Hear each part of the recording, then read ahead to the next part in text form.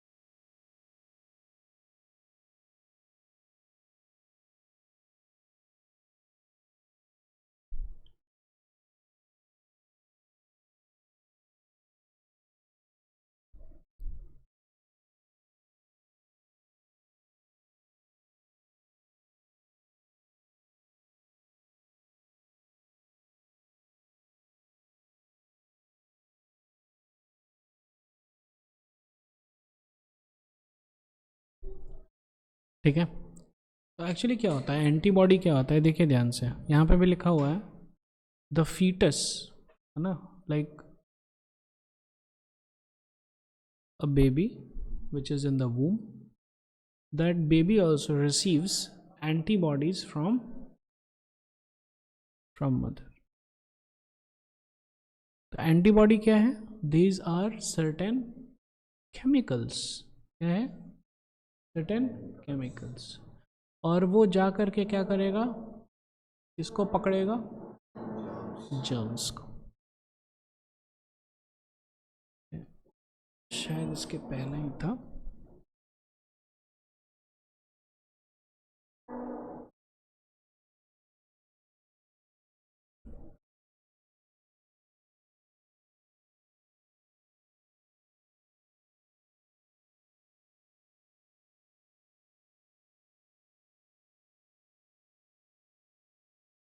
ये देखिए, ये एंटीबॉडी याद है, पिछले बार पढ़े थे हम लोग.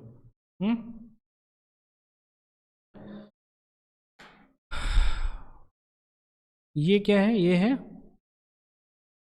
जर्म से. ये क्या है?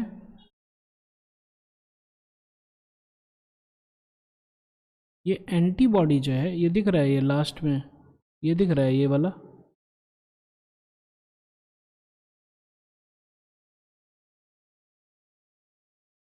दिख रहा है? ये शेप दिखा.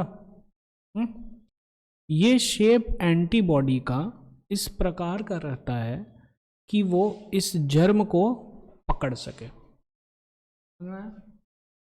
तो ये जो शेप है, देखिए ध्यान से, इसमें फिट हो रहा है ना, यस और नो. तो हर एक जर्म के लिए स्पेसिफिक एंटीबॉडी रहेगा. कोई दिक्कत? तो अब देखिए क्या किया ये एंटीबॉडी जी, क्या किए, ये जर्म को आराम से देखिए पकड़ लिया. देखो यहाँ से पकड़ा है. क्लियर है क्या? ये तो एंटीबॉडी महान है, दोनों तरफ पकड़ लिया है कि नहीं? क्लियर है क्या? जबरदस्त पकड़ा है, सबको पकड़ के रख दिया. तो पहले क्या था? पहले जो जर्म था वो फ्री था बॉडी में कहीं पर भी जाने के लिए. यस और नो? कहीं भी जा सकता है. लेकिन उसके बाद फिर क्या आया?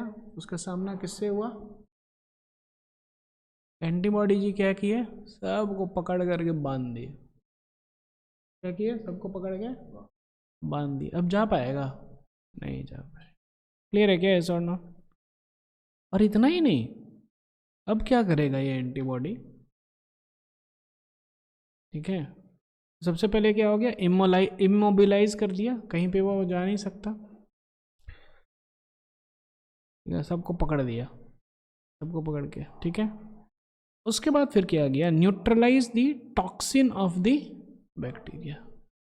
ठीक है, उनको antibodies bind to the target, once attach they make it harmless. अब ये बेचारा कुछ कर ही नहीं पा रहा है. जो बैक्टीरिया है या जो भी है ना, पैथोजन है बेचारा, वो कुछ कर ही नहीं पा रहा है, तो न्यूट्रलाइज कर दिया toxin of bacteria.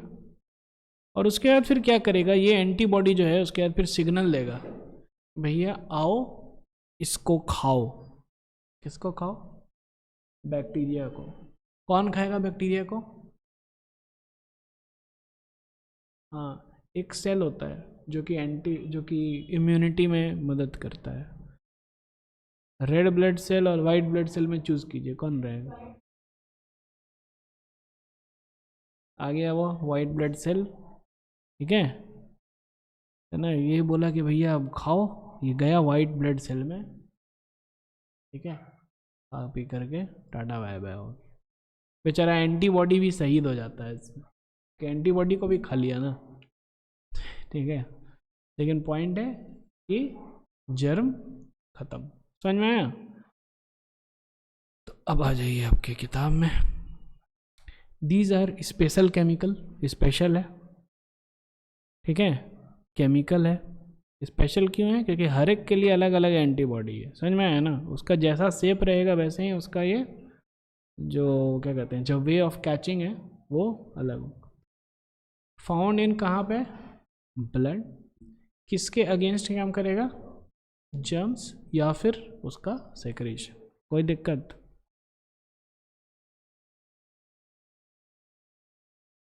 Some of the characteristics of the antibodies are as follows. पहला, the antibodies are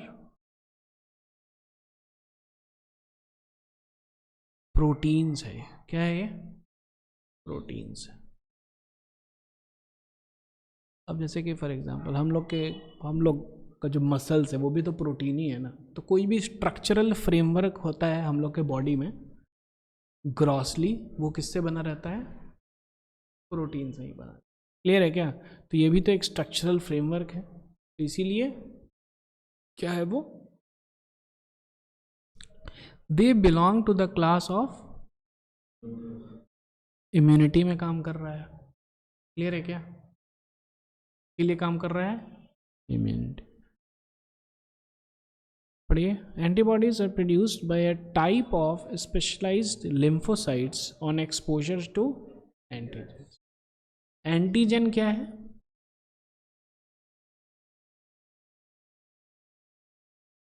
ये जो छोटू छोटू दिख रहा है, ठीक है ना, जिसको एंटीबॉडी दबोचने वाला है, पकड़ने वाला है, पूरा को तो नहीं दबोच पाएगा ना, छोटा छोटा। यहाँ पे देखिए, ये भी देखो, ये भी, अच्छा अच्छा अच्छा, यहाँ पे ये जो छोटा था, ये सब जो छोटू छोटू था, ये क्या है?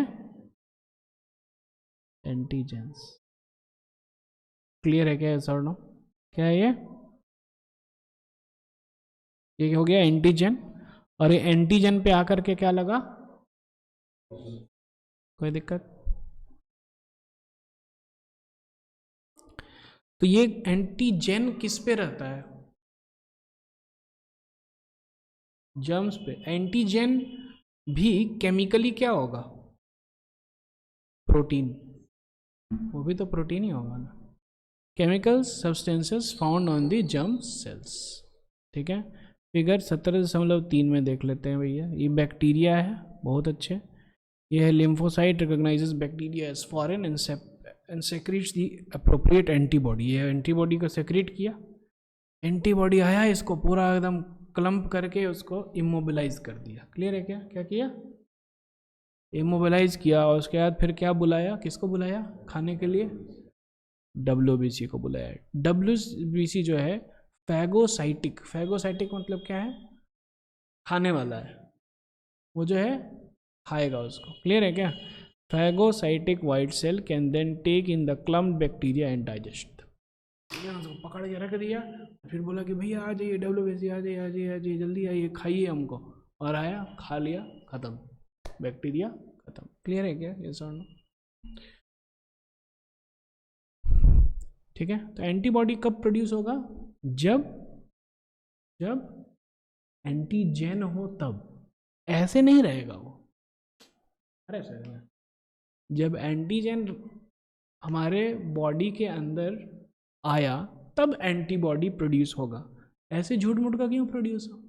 यस और नो? झूठ मूठ का हमारा बॉडी एनर्जी खर्चा नहीं करेगा। क्लियर है क्या? यस और नो? कोई दिक्कत नहीं है, कोई टेंशन नहीं। ठीक है, केमिकल्स, ठीक है। These special lymphocytes particularly concentrate in the lymph nodes and spleen and also in the circulating blood and lymph. अब यहाँ पे कुछ कुछ स्पेशल टर्म्स हैं।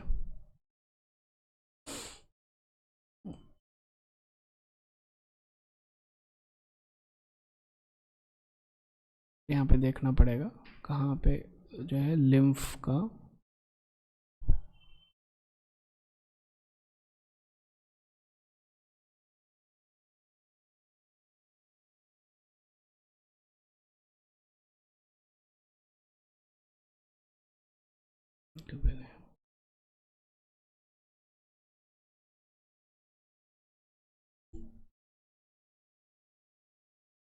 इसमें भी है नहीं?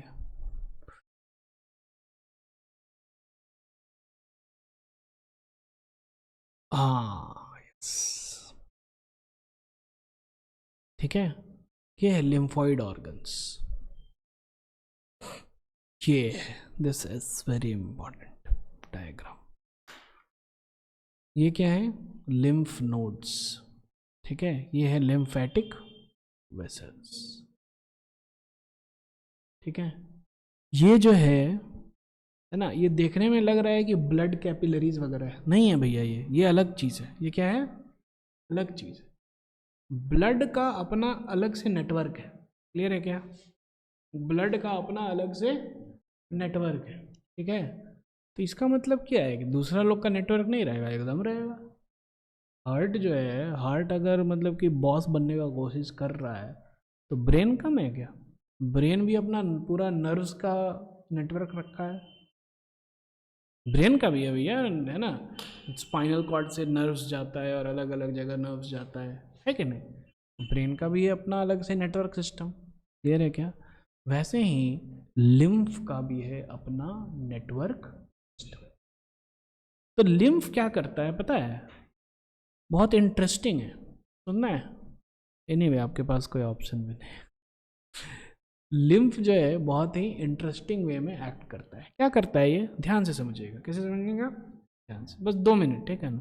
उसके बाद फिर आप थोड़ा सा रिलैक्स भी हो सकते हैं, ठीक है। देखिए ध्यान से, लिम्फ क्या करेगा? अलग अलग जगह से ये जो है ब्लड इकट्ठा कर रहा है। कहाँ कहाँ से? अलग अलग। तो बेसिकली एक्चुअली क्या होता है पता है? ये ब्लड वेसल है, ठीक है। ये आया एक ऑर्गन में, कहाँ पे आया? ब्लड क्या करता है? न्यूट्रिएंट्स में क्या क्या आया? Oxygen and glucose mainly. Clear है क्या? तो ऑर्गन में हर एक सेल को चाहिए भैया ऑक्सीजन और ग्लूकोज, ठीक है। अब ये जो है ना, ये जो आ रहा है ये क्या है? आर्टरी है। हार्ट से लेकर के आ रहा है पूरा एकदम, है ना।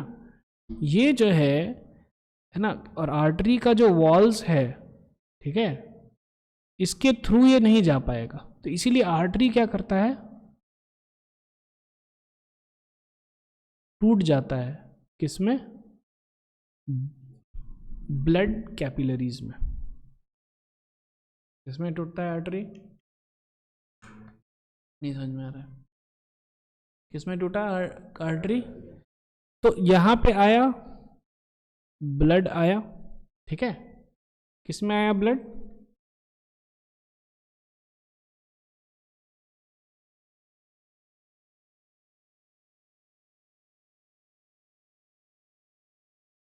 किसमें आया ब्लड?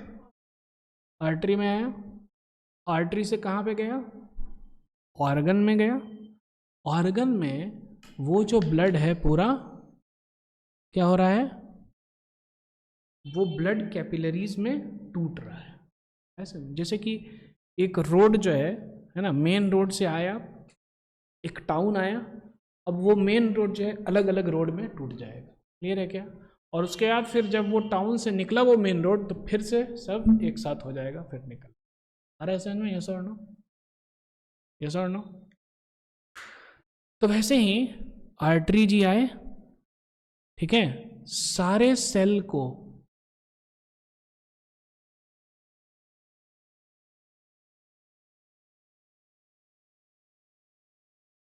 आर्टरी जी आए, अलग अलग ब्लड वेसल्स में टूट गए और सारे सेल्स को क्या किया, ऑक्सीजन और ग्लूकोज देकर के निकल लिए। क्लियर है क्या? अब यहाँ पे पता है क्या रहता है, अब जैसे कि एक है ना, ये ऑर्गन था, है ना, और ये ब्लड वेसल्स था। ब्लड वेसल्स जो है मतलब कि है ना, ऑर्गन के से जब पास कर रहा है तो क्या हो रहा है, पूरा टूट करके निकल रहा है, और उसके बाद फिर से वापस ये सब ज्वाइन कर लेगा। क्लियर है क्या, ऐसा और नो? नहीं समझ में आ रहा है? अरे समझ में नहीं समझ में आ रहा है। और यहाँ पे क्या हो रहा है, आदान प्रदान हो रहा है, किसका, ऑक्सीजन, ऑक्सीजन ग्लूकोज ले रहा है, अब बदले में ब्लड को कार्बन डाइऑक्साइड देके भेज रहा है। अरे समझ में, यस और नो? अब यहाँ पे जो है, जब ये पूरा आदान प्रदान चल रहा है, तो यहाँ पर एक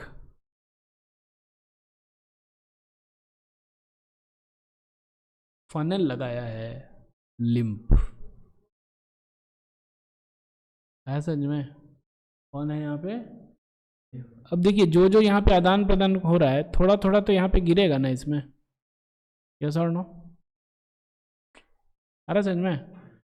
अब ये लिम्फ जो है इसको लेकर के जाएगा कहाँ पे, लिम्फ नोड्स पे। ये दिख रहा है, ये छोटा छोटा डॉट डॉट्स है, डॉट डॉट पॉइंट दिख रहा है क्या, कहाँ लेकर के चला गया ये, और वहाँ पे चेकिंग होगा, कुछ बैक्टीरिया वगैरह है क्या, कुछ जर्म्स वगैरह है क्या, समझ में आ रहा है?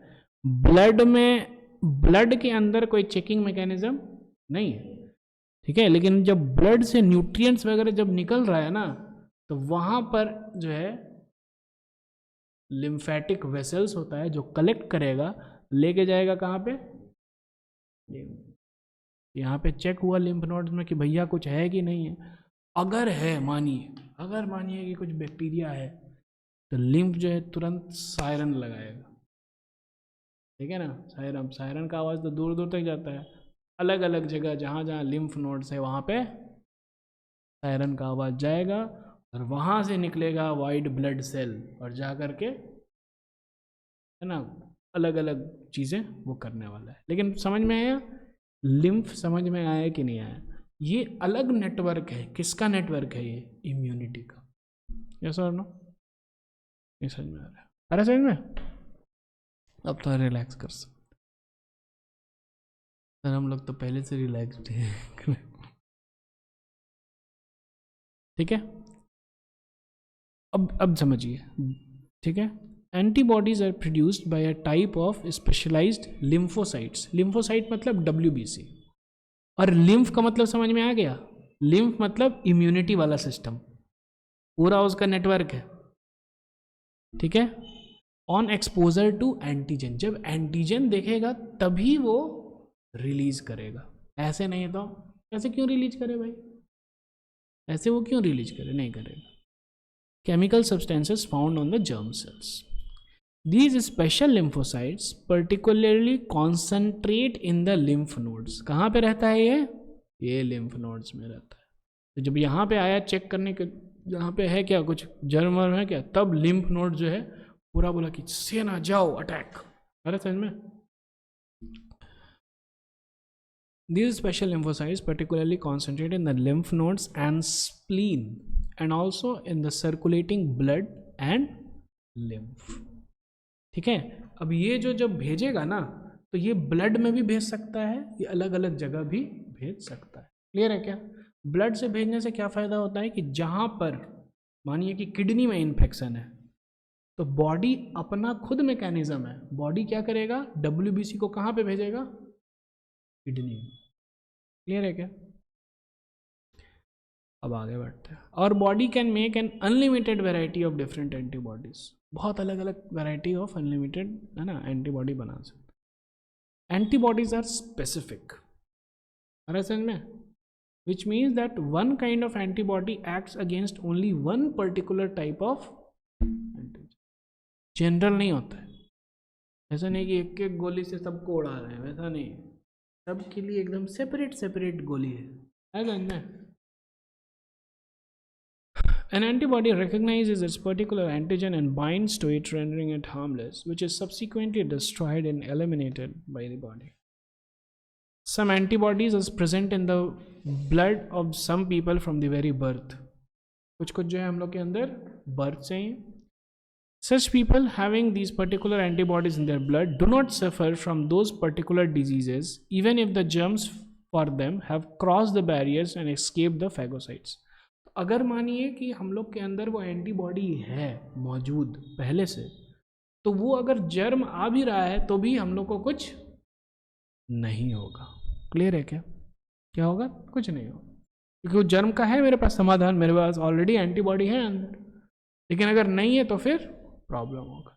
इसीलिए जो है आप देखिएगा कि जो कुछ कुछ बच्चा होता है ना, लाइक देखिए रोड पे खेलेगा, है ना, बारिश है तो एकदम पूरा उन लोग का स्विमिंग पूल रोड पे ही है ना, पूरा कीचड़ में खेलते हैं ना, वो लोग जो है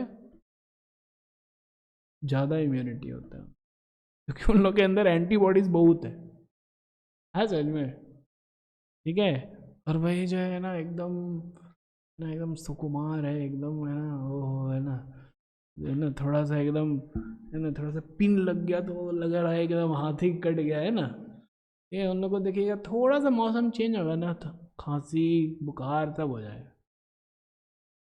ठीक है, क्यों? क्योंकि इम्यूनिटी सिस्टम उन लोगों का क्या है? Week. Immunity produced by the antibodies on exposure to antigens may be either for a short period or for a long period. अब जो है immunity produced by the antibodies on exposure to antigens, ठीक है, तो या तो वो छोटा समय के लिए हो सकता है या तो बड़ा समय के लिए। छोटा समय के लिए क्या है एग्जांपल यहाँ पे? Common cold, cholera. या फिर बड़ा समय के लिए स्मॉल पॉक्स या मीजल्स। स्मॉल पॉक्स और मीजल्स वाला अगर एंटीबॉडी हमारे अंदर आ गया ना, तो एंटीबॉडी सदा के लिए रहेगा, और कभी भी जिंदगी में फिर से एक बार जिसको मीजल्स हो सकता है उसको दोबारा नहीं होता, क्योंकि उसके अंदर ऑलरेडी वो एंटीबॉडी प्रोड्यूस है समझ में? ठीक है। लेकिन ये जो कॉमन कोल्ड वगैरह का ये थोड़ा समय के लिए, शॉर्ट पीरियड के लिए ही ये एक्टिव रहता है। Differences between active and passive immunity. Active immunity, which is produced by one's own body. Passive मतलब क्या है? Received from outside, that is not developed by one's own. Active, induced by infection or by contact with the immunogens, immunity producing agents such as vaccines, allergens, etc. जो कि हम लोग पढ़ेंगे, vaccination next topic है, उसमें और details में पढ़ेंगे। Passive immunity is provided by readymade antibody, है ना, हमारे अंदर वो एंटीबॉडी नहीं बनाया, कहीं और बना था, हम लोग केवल क्या किए? ले लिए। ठीक है। एग्जाम्पल है ना, वो जब सांप काटता है, ठीक है ना, तो हॉर्स वाला है ना, वो एंटीबॉडी लेकर के हम लोग यूज़ कर लेते हैं। ठीक है, हॉर्स के अंदर प्रोड्यूस होता है एंटीबॉडी, और उसको हम लोग ले करके मेडिसिन बना दिए हैं। ठीक है, और वो एंटीबॉडी इंसर्ट करते हैं तो उसको जो है क्या कहते हैं, उसके अगेंस्ट काम करते हैं।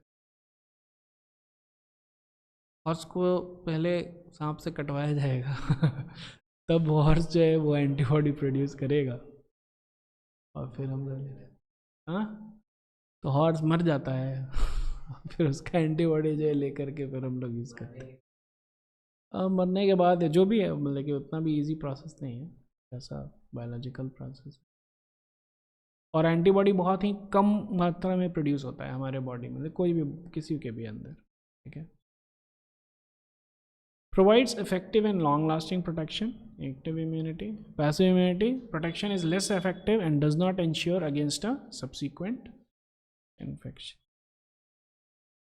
हाँ, ये जो है इफेक्टिव एंड लॉन्ग लास्टिंग है। क्यों? क्योंकि हमारा बॉडी खुद प्रोड्यूस कर रहा है। जब हमारा बॉडी खुद प्रोड्यूस करना, उसको समझ में आ गया कैसे प्रोड्यूस करना है, तो जब भी आएगा तो प्रोड्यूस कर देगा। अरे समझ में? लेकिन पैसिव वाला क्या है कि बॉडी को नहीं पता है कैसे प्रोड्यूस करना है, तो जो एंटीबॉडी लिए जब तक उसका लाइफ स्पैन है, जब तक वो एक्टिव है तभी तक एक्टिव है, उसके बाद फिर आपको लेना पड़ेगा, फिर लेना पड़ेगा, सारा दिन में। इसीलिए does not ensure against the subsequent infection. इसीलिए वैक्सीनेशन बहुत ज़बरदस्त चीज़ होता है, क्योंकि वो ज़िंदगी भर का हो गया। Immunity effective only after a certain time gap, that is time required for the production of antibodies. लेकिन पैसिव वाला क्या है, इमीडिएटली इफेक्टिव। तो वैक्सीनेशन वगैरह में ही होता है, आप लिए तो कुछ दिन के बाद फिर अगर कुछ होना होगा तो टेंशन नहीं है। पैसिव में क्या है, तुरंत एक्ट करेगा, क्योंकि आप एंटीबॉडी इंसर्ट कर रहे हैं तो तुरंत एक्ट करेगा। वो आपका बॉडी प्रोड्यूस नहीं कर रहा है, आपका बॉडी प्रोड्यूस कर रहा है तो उसमें टाइम लगेगा ना। That's it, done. ठीक है, समरी वगैरह पढ़ लीजिएगा। Condition in which the immune system fails, that is AIDS. तो एड्स में क्या होता है ना, एड्स में जो है antibody, T cells, memory cells पूरा एकदम टाटा वाया वाया हो जाता है, कुछ याद ही नहीं रहता है बेचारे को। ठीक है, causes a marked reduction in T cells of the thymus, जो कि एक्टिव लिम्फोसाइट से जो कि प्रोड्यूस करता है इम्यूनिटी। तो इम्यूनिटी ही खत्म हो जाता है बॉडी में। ठीक है ना। HIV का फुल फॉर्म क्या है, एक्वायर्ड इम्यूनोडेफिशिएंसी सिंड्रोम। HIV का ह्यूमन इम्यूनोडेफिशिएंसी वायरस। ठीक है ना, इम्यून का सिस्टम ही चल गया। तो इसीलिए क्या हो जाता है पता है, जो जिसको HIV होता है, पता है मरता कैसे है वो, छोटा छोटा इन्फेक्शन होगा, जैसे कट गया, या फिर कोई भी कोल्ड हो गया, कुछ भी हो गया, तो बेचारे का क्योर ही नहीं हो पाता है वो, क्योंकि इम्यूनिटी सिस्टम है ही नहीं एकदम। तो इसीलिए उन लोग को बहुत ही प्रोटेक्शन में रखना पड़ता है, बहुत ही ज़्यादा प्रोटेक्शन में रखना पड़ता है। ठीक है, और जर्म्स वगैरह तो पूरा चारों तरफ है ही, तो थोड़ा सा भी कोई भी जर्म गया तो ये इन्फेक्शन होते रहेगा और बढ़ते रहेगा बढ़ते रहेगा, बेचारा कुछ क्योर ही नहीं हो पा रहा है। टाटा हो जाएगा। ठीक है, वैक्सीनेशन इम्यूनेशन हम लोग नेक्स्ट क्लास में करें।